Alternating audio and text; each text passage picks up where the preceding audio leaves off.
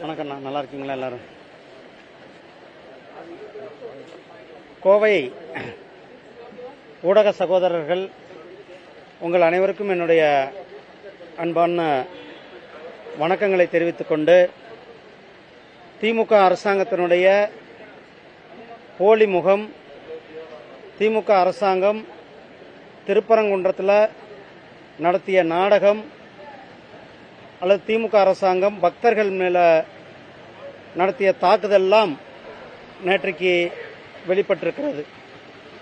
மாண்புமிகு Madurai உயர்நீதிமன்றத்தினுடைய division bench நேற்றைக்கு அங்கு கார்த்திகை தீபம் ஏற்ற வேண்டும் என்ற மரியாதைக்குரிய திரு சுவாமிநாதன் ஜட்ஜ் அவர்களுடைய தீர்ப்பை உறுதி செய்திருக்கிறார்கள். அந்த தீர்ப்பில் குறிப்பிட்டிருக்கும் பொழுது அவர்கள் சொன்ன விஷயத்தையும் நாம் கவனிக்க வேண்டியிருக்கிறது. திமுக அரசாங்கம், இந்த மாவட்ட நிர்வாகம் ஒழுங்காக செயல்பட்டிருந்தால் இந்த பிரச்சனையே வந்திருக்காது. அவர்கள் இரட்டை நிலைப்பாடு எடுத்தார்கள். அவர்கள் சொல்வதொன்று செயலில் ஒன்றாக இருந்தது. உங்களுக்கு தெரியும் அந்த நடந்த சம்பவங்கள் எல்லாமே கூட. அதாவது கிட்டத்தட்ட 50-60 வருடத்திற்கு மேல பக்தர்கள் தொடர்ந்து ஒவ்வொரு ஆண்டும் கூட கார்த்திகை தீபத்தில் தீபம் ஏற்ற வேண்டும் என்று போராடி கொண்டிருக்கிறார்கள். 100 வருஷத்துக்கு முன்னாடியே கேஸ் நடந்து அது கார்த்திகை தீபம் ஏற்ற வேண்டிய இடம் என்று தீர்ப்பளிக்கப்பட்ட விஷயம். அந்த இடத்துல அவர்கள் பக்தர்கள் சென்று போராடி கடைசியாக இந்த வருடம் அவர்கள் நீதிமன்றத்திற்கு சென்றார்கள். மாண்புமிகு சென்னை உயர்நீதிமன்றத்தினுடைய மதுரை கிளை நீதியரசர் திரு ஜி.ஆர். சுவாமிநாதன் அவர்கள் ஒரு வரலாற்று சிறப்புமிக்க தீர்ப்பை கொடுத்தார்கள். அந்த தீர்ப்பில் பக்தர்களுக்கு உரிமை இருக்கிறது, பக்தர்கள் அங்கு சென்று சாமி கும்பிட வேண்டும் அல்லது கார்த்திகை தீபம் ஏற்றுவதற்கு அனைத்து உரிமையும் இருக்கிறது என்பதை வலியுறுத்தினார்கள். ஆனால் அரசாங்கம், அந்த மாவட்ட நிர்வாகம் எந்தவித நடவடிக்கையும் எடுக்கவில்லை. அதன் பிறகு ஒரு கண்டெம்ட் கோர்ட் போடுறாங்க. அப்பயும் அவங்க எந்தவித நடவடிக்கையும் எடுக்கல. அப்போ ஜட்ஜு சொல்றார், கண்டெம்ட் போட்ட பிறகு 50 சிஎஸ்எஃப் வீரர்களுடைய உதவியோடு நீங்கள் போய் தீபம் ஏற்றுங்கள் என்று சொல்லுகிறார்.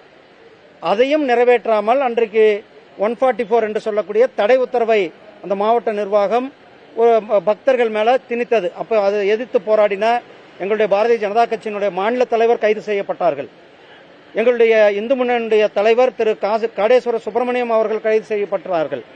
இப்படி தொடர்ந்து ஒரு அடக்குமுறையை, பக்தர்களுடைய அடிப்படை உரிமை கடவுளை வணங்குவது, ஆனால் அப்படிப்பட்ட இடத்துல அந்த அங்கு சென்றவர்களுக்கு கூட ஒரு நியாயத்தை கொடுக்கவில்லை. அதை எதிர்த்து ஒரு பக்தர், பூர்ணச்சந்திரன் என்ற பக்தர் தீக்குளித்த சம்பவம், தற்கொலை நடந்து கொண்ட சம்பவத்தையும் கூட அதற்கு யார் பொறுப்பேற்றிருக்க வேண்டும்? ஸ்டாலின் அவர்கள் பொறுப்பேற்க வேண்டும். அந்த குடும்பத்தை, குழந்தைகளுக்கு பதில் சொல்ல வேண்டியது கட்டாயம் ஸ்டாலின் அவர்களுக்கு இருக்கிறது. அந்த கட்டாயத்தினுடைய ஸ்டாலின் இருந்து கொண்டிருக்கிறார்கள். இப்போ ஆனா அவங்க என்ன சொல்றாங்க, அந்த ஜட்ஜு மேலேயே, மரியாதைக்கு நீதியரசர் திரு ஜி.ஆர். சுவாமிநாதன் அவர்கள் மேல பாராளுமன்றத்தில் ஜட்ஜ்மெண்ட் கொடுத்ததுக்காக, அவங்களுக்கு பிடிக்கல ஒரு ஜட்ஜ்மெண்ட்ன்றதுக்காக அவர் மேல இம்ப்ரீச்மெண்ட் நோட்டீஸ் கொண்டாந்தாங்க. ஆனால் பாராளுமன்றத்தில் எதிர்த்து நாங்கள் 2 சபையிலும் நானும் அங்க விவாதங்கள் நடந்தது உங்களுக்கு தெரியும். அதே நேரத்தில் இன்றைக்கு 2 ஜட்ஜுகள் டிவிஷன் பெஞ்ச் ஒரு வரலாற்று சிறப்புமிக்க தீர்ப்பை கொடுத்திருக்கிறார்கள். திமுக அரசாங்கத்திற்கு இது ஒரு எச்சரிக்கை. இந்த தீர்ப்பை நடைமுறைப்படுத்த வேண்டும். இந்த தீர்ப்பின் அடிப்படையில் பக்தர்கள் உரிய வழியில சென்று அங்கு தீபம் ஏற்றுவதற்கு அனைத்து நடவடிக்கைகளும் இந்த அரசாங்கம் செய்ய வேண்டும். இல்லையென்றால் மக்கள் சரியான நேரத்தில் சரியான பாடம், திமுகவுக்கு பாடம் பூட்டுவதற்கு நேரமும் குறிப்பிடப்பட்டிருக்கிறது. தேர்தல் வர இருக்கிறது. அவர்கள் முருக பக்தர்கள் காத்துக் கொண்டிருக்கிறார்கள் திமுகவை வீட்டுக்கு அனுப்புவதற்கு. இன்றைக்கு திருப்பூர் மாவட்டத்தில் எங்களுடைய இந்து முன்னணியினுடைய மாநில தலைவர் திரு காடேஸ்வர சுப்பிரமணியம் அவர்கள் அங்கு பெருமாநல்லூர் என்ற கிராமத்தில் அங்கு முருகன் கோயிலை இடித்துக் கொண்டிருக்கிறார்கள். திமுக அரசாங்கம், அறநிலைத்துறையானது அங்க இருக்கிற முருகர் கோயிலை இடித்து கொண்டிருக்கிறார்கள். அதை போய் தட்டி கேட்க போய் அவர் மேல போலீஸ் தாக்குதல் நடத்தி அவர் மருத்துவமனையில் இருந்து கொண்டிருக்கிறார்கள், மருத்துவமனையில் அனுமதிக்கப்பட்டிருக்கிறார்கள். இதை நான் வன்மையாக பக்தர்கள் சார்பில் வன்மையாக கண்டிக்கின்றேன்.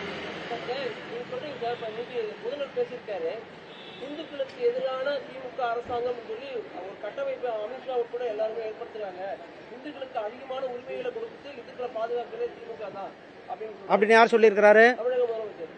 தமிழக முதலமைச்சர். அவருக்கு உண்மையாலும் அக்கறை இருந்தால், மக்களை நேசிக்கிறதா இருந்தால், திருப்பரங்குன்றம் முருகன் கோயில்ல போய் சாமி கும்பிட்டுட்டு அந்த பூர்ணச்சந்திரன் வீட்டுல போய் மன்னிப்பு கேட்டார்னா அதுதான் அவருடைய உண்மையானது. ஸ்டாலின் அவர்கள் திருப்பரங்குன்றம் போய் முருகன் கோயில்ல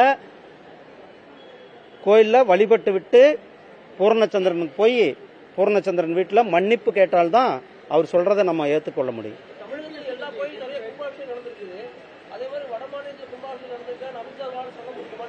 வட மாநிலங்களில் போய் பார்க்க சொல்லுங்க முதல்ல ஸ்டாலினை. மரியாதைக்குரிய திரு அமித்ஷாஜி அவர்கள், மரியாதைக்குரிய பிரதமர் திரு நரேந்திர மோடிஜி அவர்கள் அயோத்தியில எவ்வளவு பெரிய ராமர் கோயிலை கட்டியிருக்காங்க. ஒரு 500 வருடத்தில் இடிக்கப்பட்ட ஒரு கோயிலை, இதிகாச வரலாற்று சிறப்புமிக்க கோயிலை கட்டியிருக்கிறார்கள்.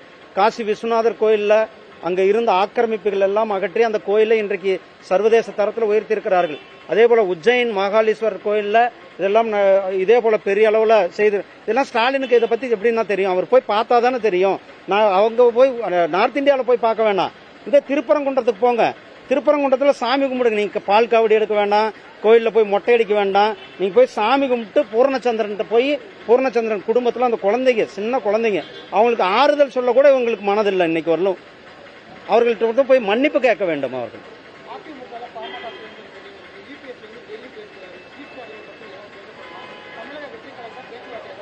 ஆனா இது எல்லாமே எங்களுடைய தேசிய தலைவர்கள் நேரம் வரும்போது அவங்க அனௌன்ஸ் பண்ணுவாங்க. எதுக்கு அழுத்தம் கொடுக்கணும்? ஏன்னா விசாரணை உங்களுக்கு தெரியும், விசாரணை நடந்துட்டு இருக்குது. 41 பேர் இறந்த சம்பவம், அதற்கான விசாரணை நடந்து கொண்டிருப்பது நமக்கு எல்லாருக்குமே தெரியும். அதனுடைய விசாரணையினோட அடுத்த கட்டம் என்னது, ஏன்னா அது சட்டப்படி இன்னைக்கு கோர்ட்ல கேஸ் நடந்துட்டு இருக்குன்னா அது கோர்ட் ஜுடிஷியரியில சப்ஜுடிஸ் மேட்டர், அதை நம்ம பேசினா நல்லா இருக்காது.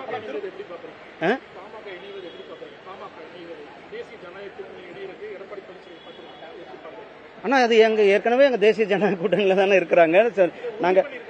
நான் ஏற்கனவே இருக்கிறார்கள். நாங்க 2024 பாராளுமன்றத்தில் இணைந்து நாங்கள் பாராளுமன்ற தேர்தலை சந்தித்தோம். அவர்கள் இருப்பது எங்களுக்கு இன்னும் ஒரு கூடுதல் பலத்தை கொடுக்கும். அதான் அவருக்கு ஒரு திமுக செய்யறதெல்லாம் பிடிச்சிருக்காது. பக்தர்களுக்கு எதிராக திராவிட முன்னேற்ற கழகம் செயல்பட்டு கொண்டிருக்கிறார்கள் என்பதுதான். நன்றி அண்ணா.